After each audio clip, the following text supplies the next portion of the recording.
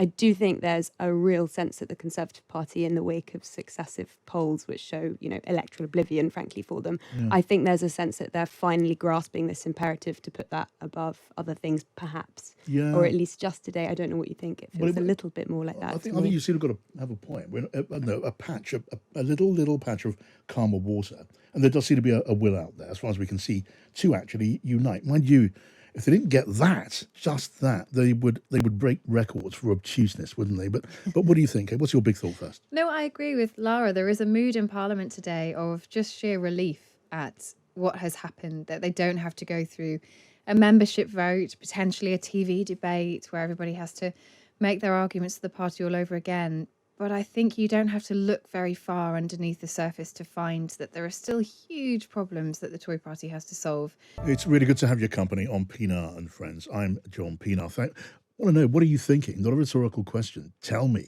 3 prime ministers since June. Still no general election to give the rest of us a say. But just take one look at the polls. That'll tell you why the government's in no rush whatever to have one of those. They are getting better at this, though. Just 4 days since the last PM advertised for a replacement.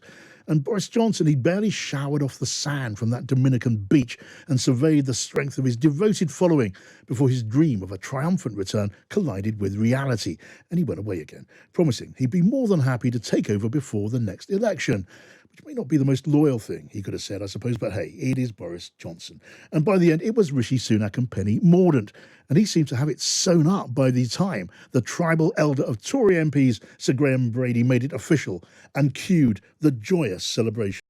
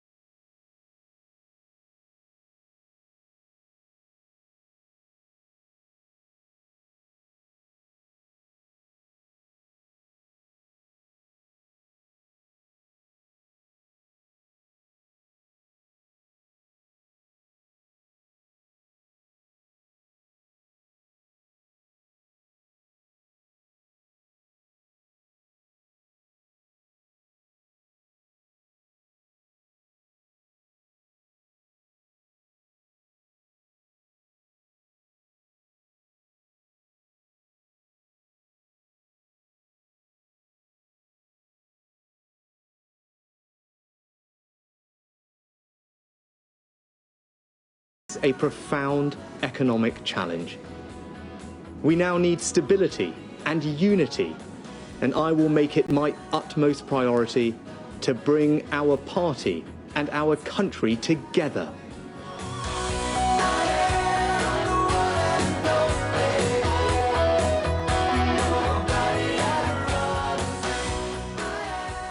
And there he is, the one and only. He is the only one. As they say in that other movie, Highlander, there can be only one. I could go on like this at some length, but he's got the job. Lara Spirit from Times Red Box. Again, welcome to the studio. Great to see you. And Kate McCann, always lovely to see you here, Kate. Lara, what's your big thought first of all?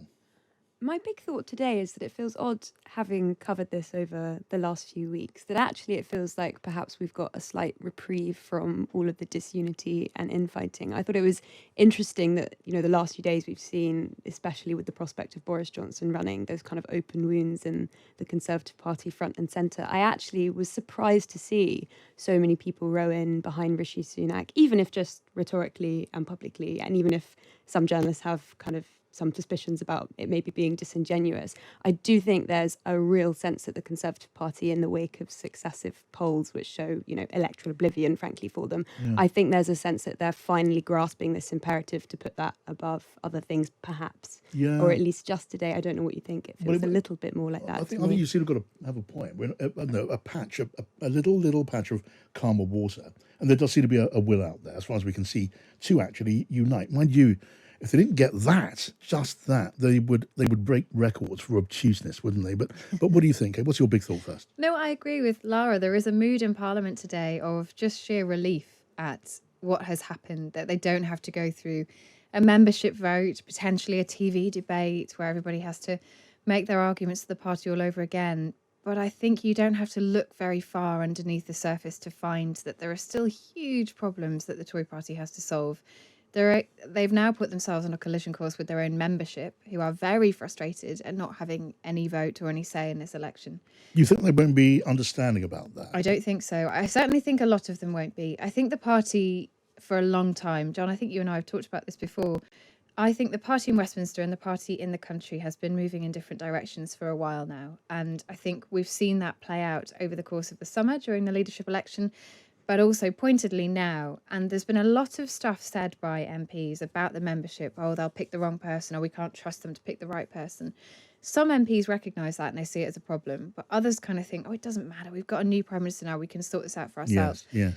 But what they forget is that they need those voters to back them in a general election. Yes. And that's absolutely crucial, particularly with the polls looking as they are now. And the process, Lara, it was designed as a stitch-up, wasn't it? It was designed, I mean, more specifically, it was designed to make it hard for Boris Johnson. And it turned out he did. Bob Blackman, he's the secretary of the 22 committee executive, he said, look, they had more than 100 votes. He could have gone to the party membership, and then he didn't.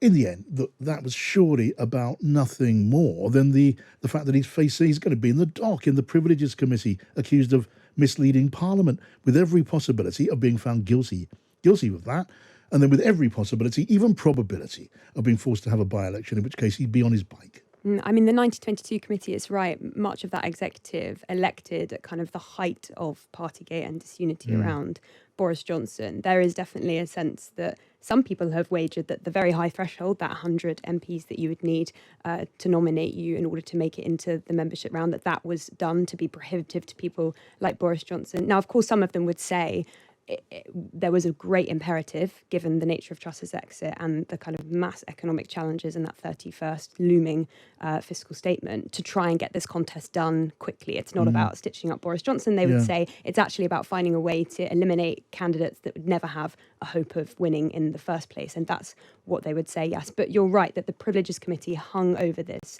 leadership campaign at, every stage since we heard that Boris Johnson might be running. You did have MPs who were, in some sense, favourable to Boris Johnson, willing to countenance the idea that he's an electoral asset, like his supporters said, who said this Privileges Committee is just the biggest obstacle, and such a fundamental obstacle to bringing Boris Johnson in, because within weeks of him entering, you're going to trawl the party through this extremely fractious process, by which Boris Johnson, as you say, might have to leave at the end any of it. And they can't afford, again, to change the leader one more time. So I think you're right. And now we're talking about Boris Johnson. Let's just do that for a moment. That statement at the end of it, when he said he was finally off out of here, not even finally, and this is the point, he said, I'll be here. If you need me, I'll be back before the election in 2024. The only way that happens is if Sunak implodes and goes down as disastrously as Liz Truss, or he does quite well and Boris Johnson somehow kicks him off his perch anyway. It's not the most loyal thing I've ever heard, Kate. No, I thought something Ian Duncan Smith said earlier today was really interesting. He said that Boris Johnson flew back into this country thinking there'd be 150 people stood there at the airport waiting to claim him and essentially carry him into Downing Street on their backs.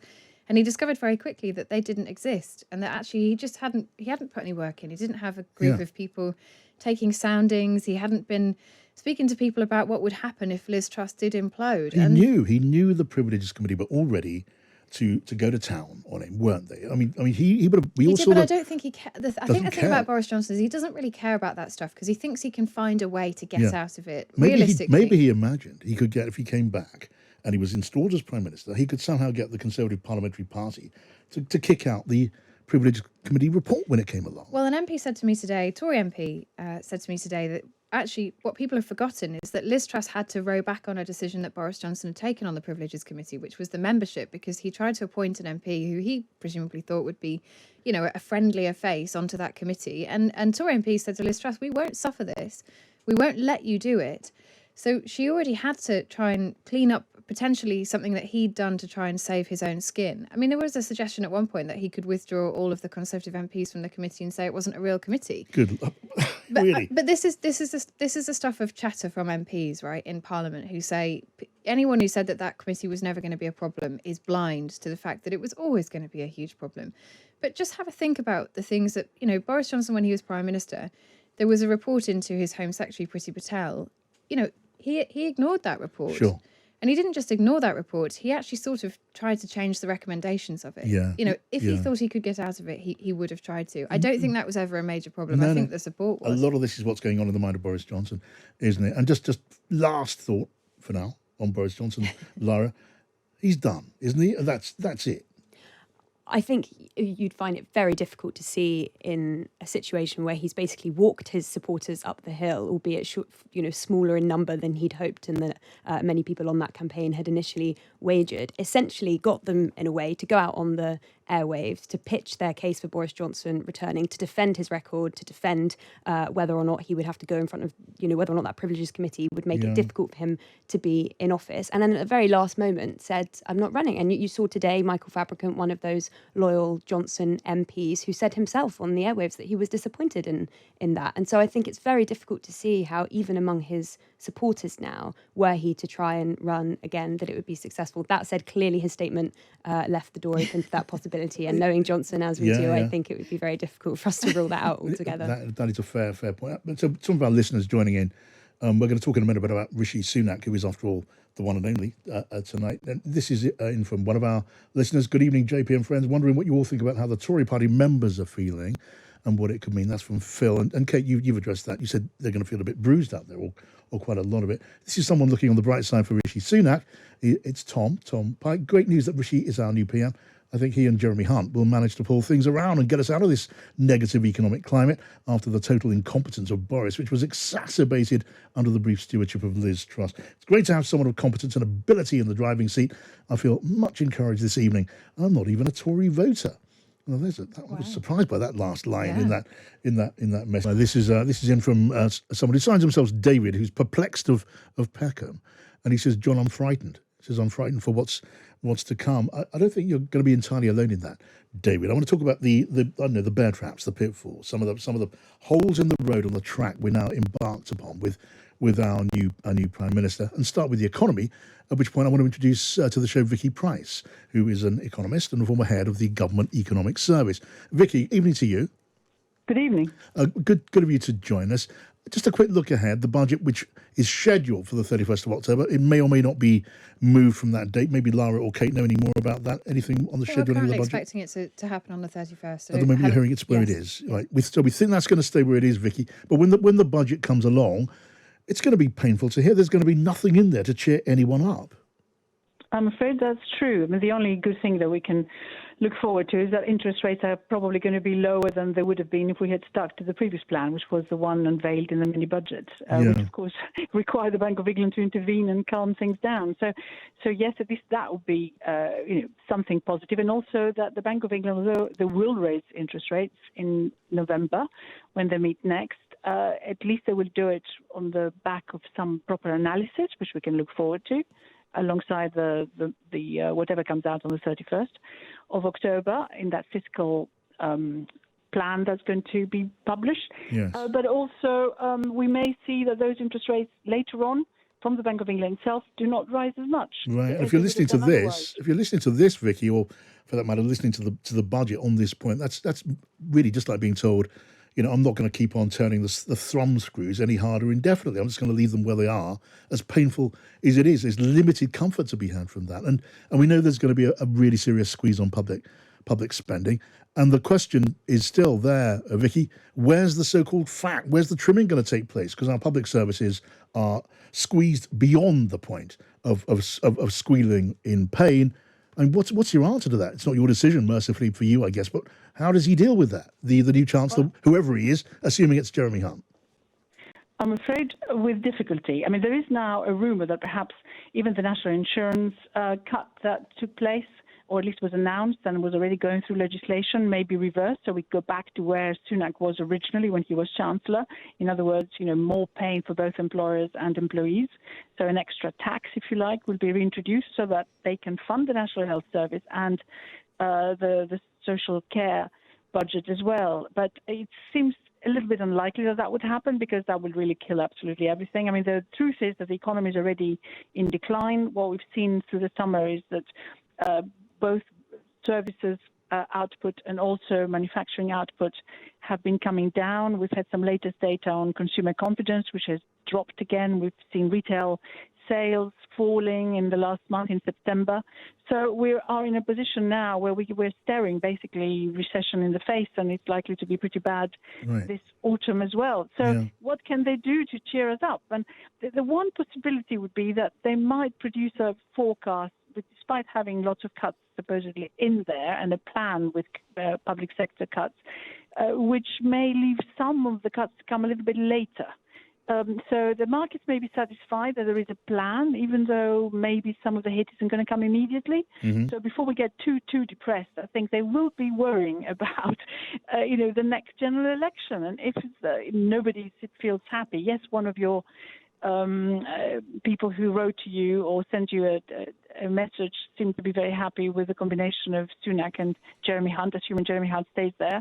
But in reality, they're going to preside over a declining economy, and cost of living issues are still going to be very much with us. Yeah, I mean, they have to do something. Well, yes, they do. And Kate McCann, you were nodding pretty vigorously there when Vicky was saying, I know good news is relative in this climate, but you thought you agreed with what Vicky was saying. Well, it's something that Vicky said about spending cuts not necessarily coming immediately, because I think there is a way that the government says that spending remains where it has been set for the next 2 years, at least most of it. And then after that point, you have to make some difficult decisions.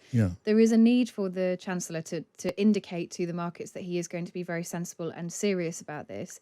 But I think in doing that, it would take the pain away from people immediately. But it does then lead to the question of growth, and a lot of the conversation in Parliament is around these levers that you could pull to make the economy grow quickly. Well, they're not easy. They're things like planning reform, which actually within the Conservative Party itself is hugely controversial, and they just don't agree on how to do it. Lara. I mean, higher immigration is another one of those difficult, slightly invidious decisions for Conservative MPs in a government that is pro-growth to go for. I think it was interesting today, Rishi Sunak highlighting that he was still a low-tax, high-growth Prime Minister, but he just disagreed with Liz Truss on how he wanted to get there. I agree with Kate on that point about spending commitments. It was interesting, MPs in that One Nation group, One Nation meeting last week, that meeting where it was said that they showed her some level of kind of tepid support, or at least politeness in that meeting. But actually it turned out many of them really resolutely opposed her. But they said that she'd said in that meeting, I'm not talking about spending cuts, I'm talking about spending not rising as quickly as we'd like. And one of the key questions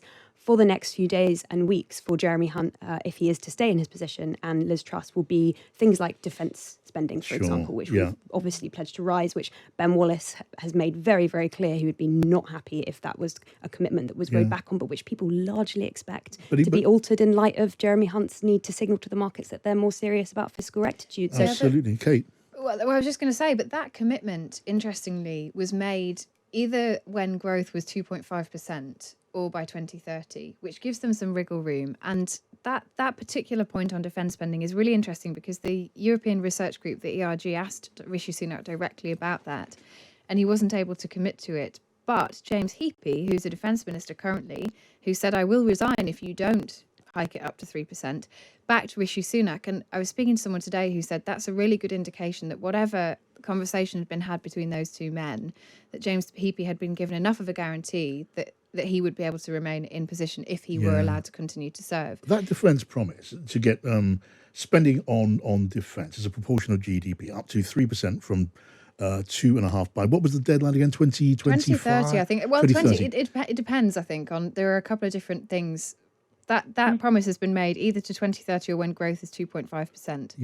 Well, but I mean, Vicky, that point is you can fudge that, can't you? If you've got a target years down the line, you can fudge it. you're absolutely right. And of course, they won't be there, probably, to say, here we are, we've done it. So it's going to be probably a different government taking whatever decisions about those percentages of GDP that they decide perhaps to commit to or not. So you can promise anything, really. Well, not quite anything, but you can you can have a stab at it. But you can put it in the figures and keep the markets relatively happy that you've got some way of funding it, even though that funding may come later. But there are serious issues as of now. So we mustn't forget that. Yes, of course, you can postpone some of those tax increases, if you like. So there could be some taxes on banks. Maybe he can actually raise a lot more. Well, that might go down well. That might help him out of the political hole just a bit. Indeed. But remember, of course, he's the sort of chancellor who reduced the surcharge on banks while he was chancellor. He also managed to keep the banks out of this multinational agreement for a minimum corporate tax, which has been agreed with the OECD, the Organization for Economic Cooperation and Development, by all those countries that signed up to this. So he managed to keep the financial sector out of it.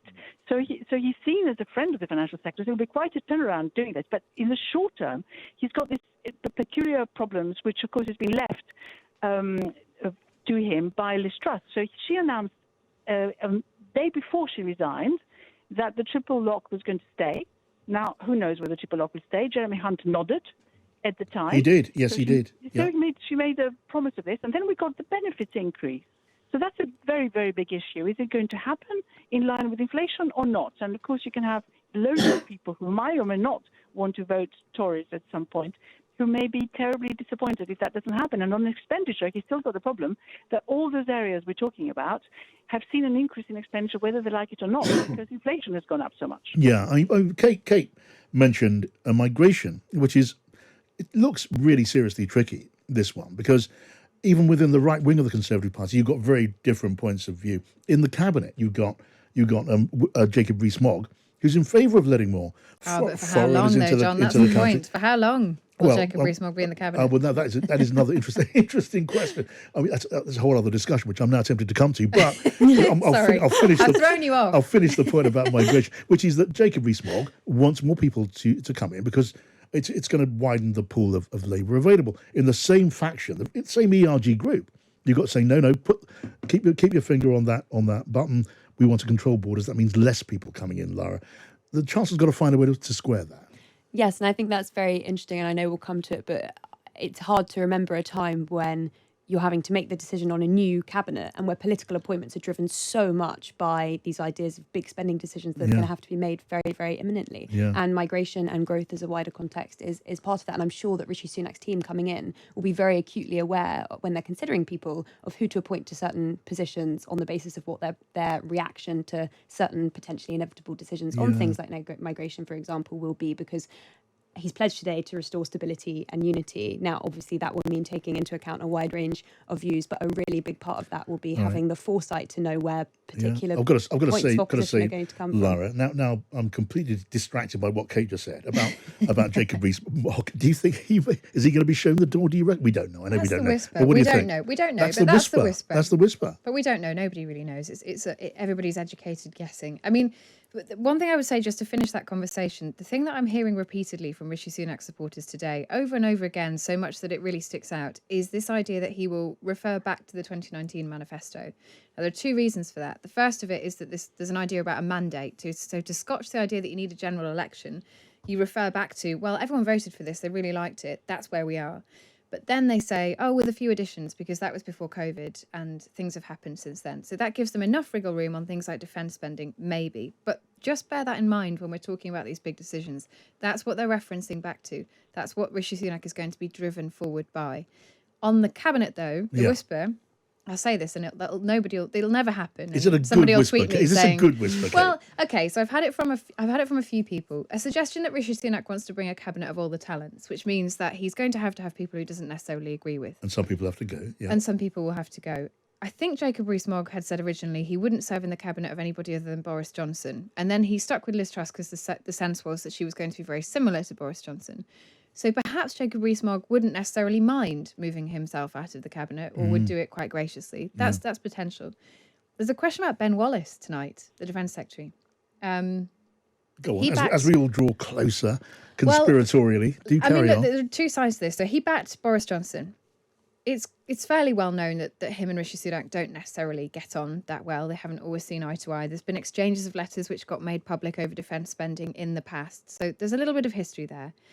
There is also a question about whether Ben Wallace, there might be a time at which Ben Wallace wants to move into a different job, go and do something else.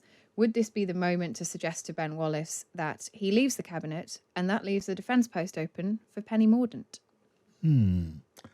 Lots there to about, yeah. And look, this is all up in the air, right? Because this is Tory MP whispers in Parliament today, and everything is going to happen quickly tomorrow.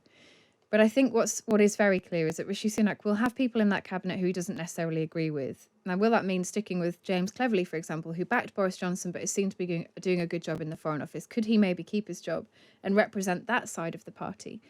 And then will you bring in other people, from different wings who feel underrepresented? But actually, if you look at the cabinet right now, the balance of people who've backed different candidates is fairly split. Yes. Already, before you even get I to hope people are shuffling. as fascinated by this stuff as we are, because I cannot resist this sort of stuff. Yeah, Lara, it what's is. your best I guess? mean, we have all been playing fantasy cabinet all day today, basically. It is just so much fun to do. But I think it's interesting. There definitely will be a sense that Rishi Sunak will be under pressure to make sure that different wings are represented, like Kate said. And I've heard of a couple of Sunak MPs who have made it known that they're comfortable with not necessarily having as senior positions as they might necessarily have had What's previously. your favourite tip on who's going to be out, or in for that matter? I mean, I don't know. I think it would be very interesting to see what you do with people who did back Rishi Sunak but have very interesting ideological differences with him. People like Steve Baker, people like Kemi Badenoch, darlings of the right. What do you give them? Where do you put them? Yeah. I think that's interesting. There's also the question about what you do with the slightly older guard of senior MPs who have been slightly on the back burner for a little while, but have a rich understanding of the party. People like Mark Harper, Mark Spencer, Sir Gavin Williamson. What do you do with people like that? It's going to be very, very difficult for that team sitting around the table, knowing especially how many people ended up supporting Rishi Sunak, and a real majority this time around. And an awful lot of people, will be very disappointed. We get obsessed by this stuff, but we saw, didn't we, the feed, the picture feed of the Prime Minister, the new Prime Minister arriving at Conservative Central Office with a huge gang of people ready to cheer him up the stairs, and there, right at the front row, was Matt Hancock. And Kate, you say, that obviously I just tugged know, your I know where you're heartstrings. going with Well, it. of course you know where I'm going, because he walked straight past him. He walked straight past. He didn't even look at him. And I thought something. The light seemed to fade in Matt Hancock's eyes. That might have been my imagination. Am I reading too much into that, Lara? I mean, the defence that perhaps Matt Hancock would give was that Rishi Sunak gave a warm embrace to Mel Stride, who's obviously chair of the Treasury Select Committee, but real ally of Rishi Sunak, and has been working very hard behind the scenes to see him elected, both in the unsuccessful summer contest and now this time in the successful one. It may have been in the height of it that Rishi Sunak, embracing his good friend, just slightly missed out on Matt Hancock, but it's fair to say that's gone semi-viral, and it's definitely been something that people have been watching, numerous times. As the car pulled up, he'd have looked out of the window, wouldn't he, and have seen who's there. And he knows it's all about whose hand do you shake, whose cheek do you kiss. Maybe I'm reading too much. Well, I think Laura, am I right in saying that Matt Hancock had stood up at the One Nation meeting the other day and said something, you know what I'm going to say, don't you? And he said something like, excuse me, but there is a role for lots of very, good people who are currently on the backbenches who really could be used much better. The group turned around and said, who are you talking about, Matt? Well, he said it on Laura Kuenssberg's show the other Sunday. Yes, he did. Airily, there are good people out there. I don't mean not me. talking about me. No. A couple of people did say it's we're empathetically. dangerous sounding spiteful here, which would be the last thing we want to. Oh no, I don't think Matt would take it in that vein. I think he would find it funny. I'm sure you're right, Kate. I'm sure he's laughing and chuckling along with this. I'm sure. And this is Pienaar and Friends. We're talking about what's going on at Westminster, which means talking about an awful lot. We haven't got long enough for this. We could keep this bit of the show going on probably into the end of next week without drawing breath. What do you make of what's going on? I wonder what's bouncing around in your mind right now. Let me know. Send me a text 87222. Join in the conversation. Start with the word Times and share. Now, Callum, our own Callum MacDonald has been talking to people about what they make of what's going on. Being down at Westminster, just going around engaging people in conversation the way you do. And he's on the line. Hello, Callum. Hiya, John. How was it down at Westminster? You were talking to actual people. Yes, actual people, civilians. It was good. It was good to be there today. I think what was a couple of sort of reflections, I suppose. First of all, in that today perhaps didn't feel as dramatic or frantic as perhaps was anticipated. It was an interesting morning in terms of Penny Mordaunt hanging on in there, basically, and the messages that were coming from her campaign throughout the morning, and that sort of injecting a little bit of drama to which we've all become slightly hooked, I think, at this point. Then obviously she dropped out, and that paved the way for an almost instant stillness in some ways, if I can put it like that. And I thought it was so notable that this real desire for security and stability from people seemed almost instant in that moment to be recognised, that actually this very speedy leadership contest had concluded, and that someone with whom I think there is a real sense of familiarity, Rishi Sunak, was going to take over. I think that familiarity comes from our experience during the pandemic and being familiar with him on telly, and of course him being the man that, you know, put many thousands of pounds in pockets of people all over the country through various support schemes and whatnot. Yes. So I think there was that feeling of, we know this person, he's done things for us in the past, we can understand what that means. And so on we go. I'll tell you what, Callum, all around the table here, we're nodding at this. I mean, whether or not people take that view that Rishi Sunak represents, you know, a stopover in an oasis of desperately needed calm, a desire for something like calm, just a kind of yearning and almost a nostalgia for normality, which we've all forgotten. That is out there, and that is in here, and you'll find that everywhere, wouldn't you, Lara? Yeah, and I think we have to remember, as journalists who sort of come in and cover this, that a lot of people obviously don't see the kind of frantic movement of politics and the great acceleration in anything like exciting terms. Yeah. To them, often it is more scary than it feels when you're in it. People have got real things to worry about, you know, in their own lives. Just getting the groceries in at the end of the week and paying the bill that comes through the letterbox. I'm struck by, I can see the text that you're getting in here in front of you, and they are almost all of them, or a lot of them. I feel safe. Rishi Sunak feels safe. You know, I am delighted. It seems to have someone with a decent grasp of economics leading the country. I think that what Lara said is very true, that people who are outside this place don't find it that exciting. But I have to admit to you, last week I was in Parliament, and I don't think I've ever felt as affected by the mood in that place as I did last week. It really got to me. Go on. It was so frantic and fraught. I think you saw that at the end of the fracking debate. There were people in tears, you know, grown adults in tears, just out of sheer desperation. They're tired. Everybody had come off the back of conferences, and genuinely nobody could really see a way out of this problem. And it's a huge existential problem, right? What happens with government. And so the mood in Parliament was bad. It was a lot of anger and frustration and people being short with one another, and even being in there feeling it does affect you. That is really, really interesting. Callum, you were talking, as I say, to people around and about. I'm really keen to hear how that went. Yeah, well, just to pick up there on what you're saying, I think that sort of franticness versus the calmness of today and the familiarity of what Rishi Sunak has done in the past, I wonder if in some ways, though, that creates a somewhat of a rod for his own back. I spoke to caught up with this couple, this married couple, who run a business, and they would like more help from Rishi Sunak. There's lots of interesting things here. Have a listen.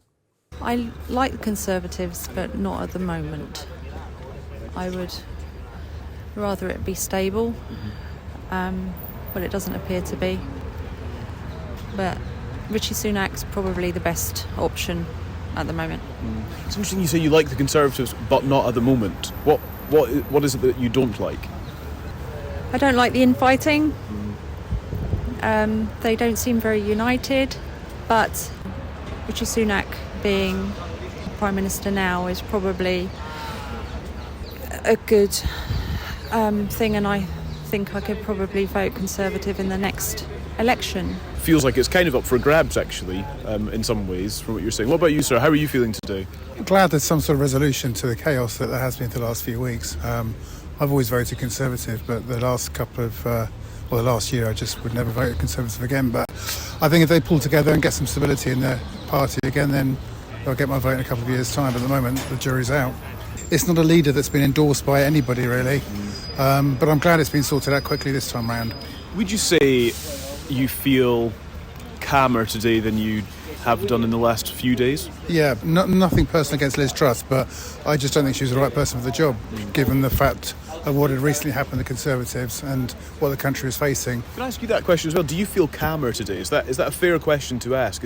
I feel like there's a kind of a sense of, we're off the other side of it almost around Westminster today.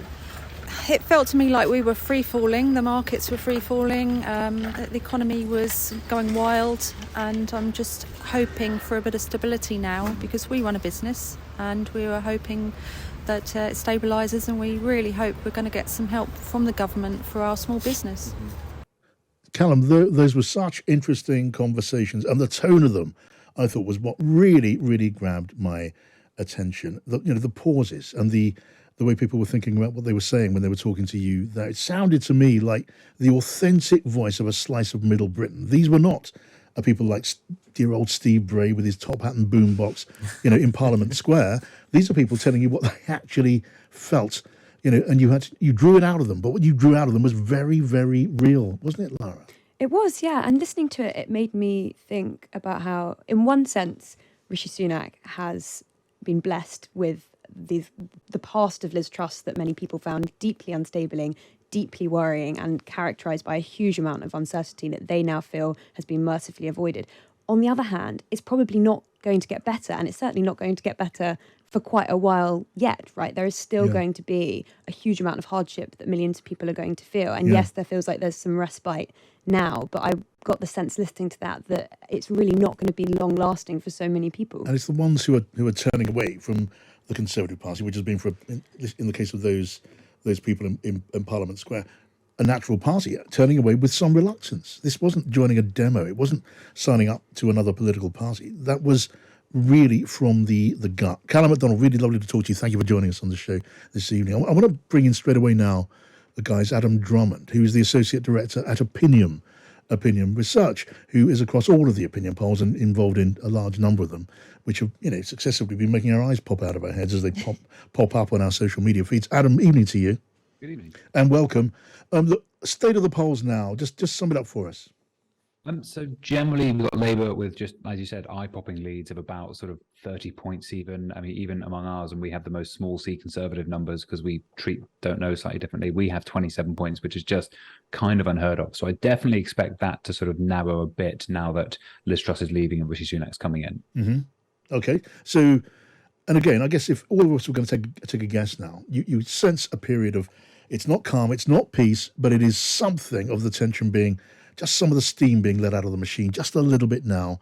And a lot of people want that to happen. And that, you'd imagine, is going to be reflected in the numbers that you gather every day. But that's a long way from saying the mood has changed, the wind has changed, the climate has fundamentally changed. I guess the big question, Adam, is the way things are going now. The wind is blowing strongly against this government, this governing party, in the direction. It's in the sails behind the Labour opposition in particular.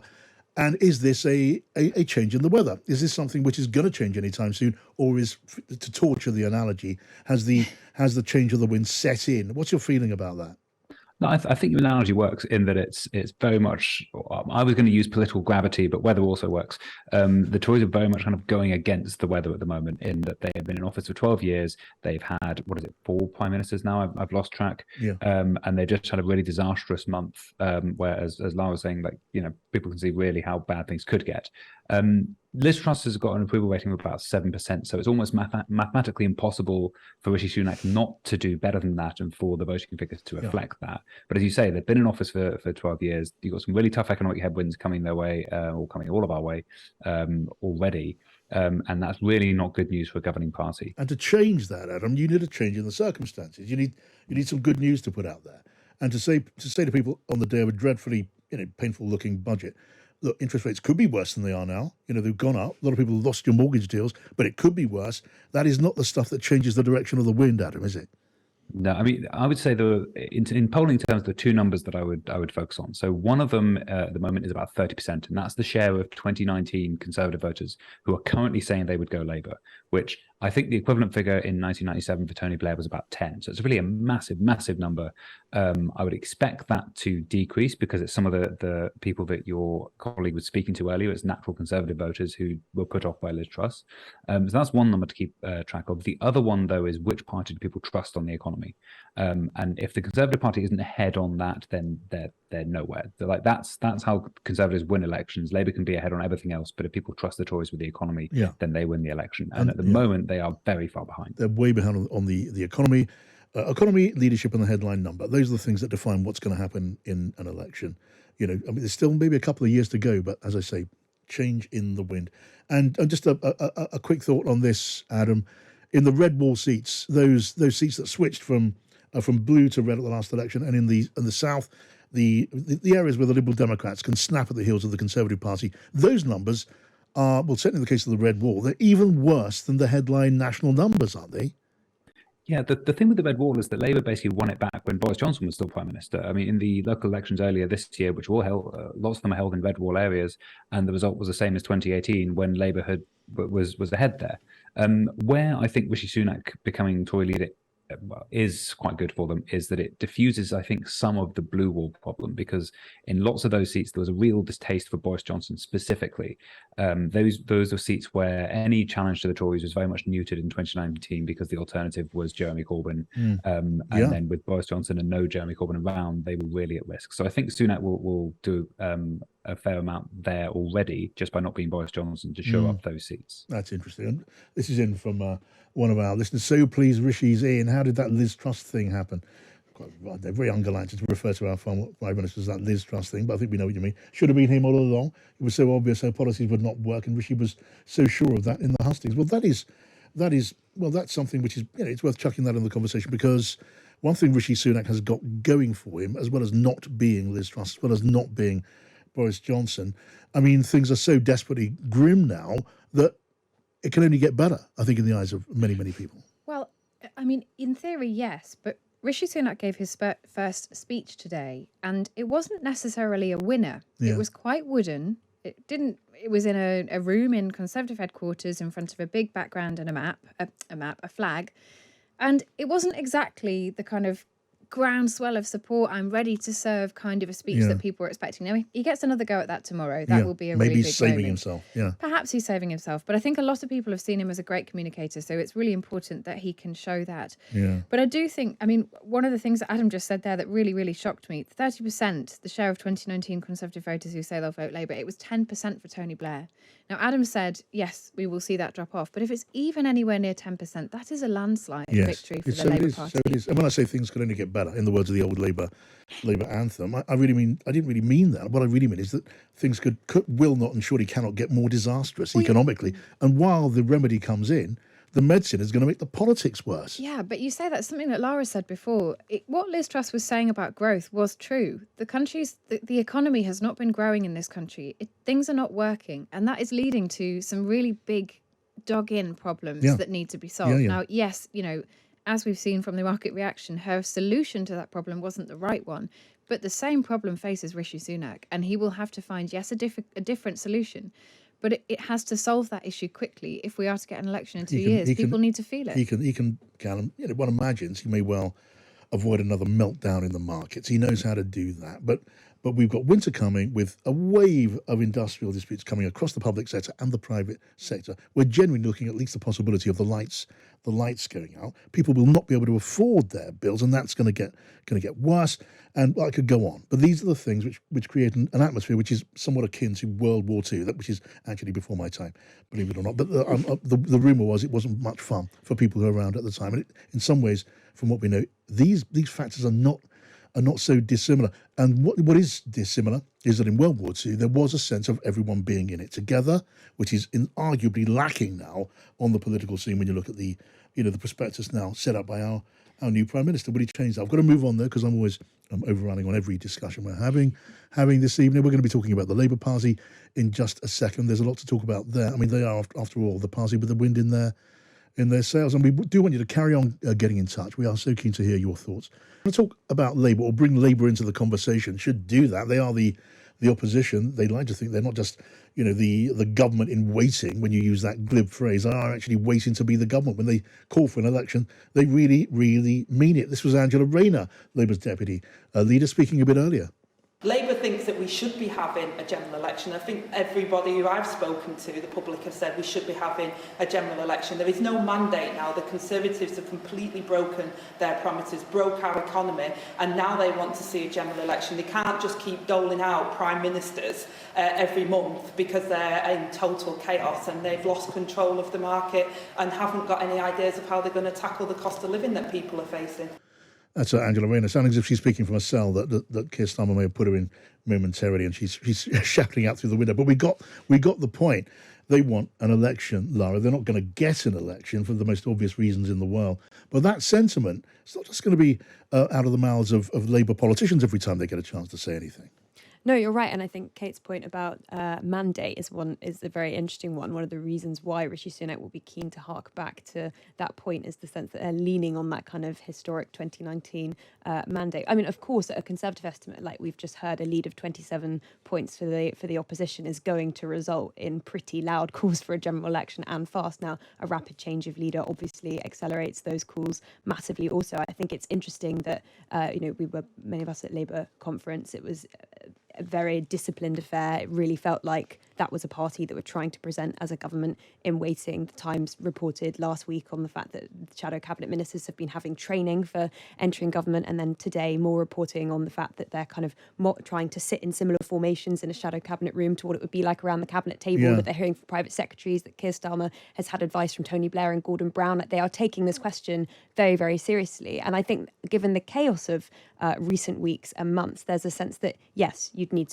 around 40 Tory MPs to kind of vote for a general election, many of them set for kind of existentially losing their seats. But at the same time, it really feels like, given that chaos, anything might be possible. And for Labour politicians and for people like Sir Keir Starmer, I feel like they really want to be able to bank on the fact that if this comes around and if the unexpected comes up and there is a general election, that they want to be able to present themselves as the most credible alternative. It's perfectly possible, certainly easily imaginable, Kate, that Labour gets an incredibly good result at the next general election because they're given it by the government. And governments, after all, they say lose elections more than oppositions win them. But Labour's got more work to do, haven't they? I think they do have work to do. I think it's difficult for an opposition party that's been facing a government that's been in office for such a long time, because there is a question about, how many of Labour's policies are they willing to put into the public domain, lest the Tories maybe take a look at them and think, well, they look quite good to me. I think at the end of the day, Keir Starmer has got his party into a position where they are seen as credible on the economy. They're seen as a credible opposition. And that's really important. Something that Adam was saying there about the polling, that is a moment in politics and it's very, very valuable. The question for me is whether the Labour shadow cabinet feel that they are getting enough of a say and whether that could spell problems in the next couple of years. And an interesting question about whether do they have the quality? I mean, is the Labour shadow cabinet, the government in waiting, of the kind of quality that the public are going to want to see as we get closer and closer to a general election? Some of them look pretty respectable, it's got to be said. An awful lot of them, people couldn't pick them out of a liner. They'd have no idea who they are. And before a government, an opposition party waiting to get into government as it hopes, it needs to have these people recognisable, and they've got more to do on all of that. Anyway, great to have you with us. This was Pienaar and Friends. Thanks to Kate McCann a million times over. Thanks to Lara Spirit and all our guests this evening. Thanks to you especially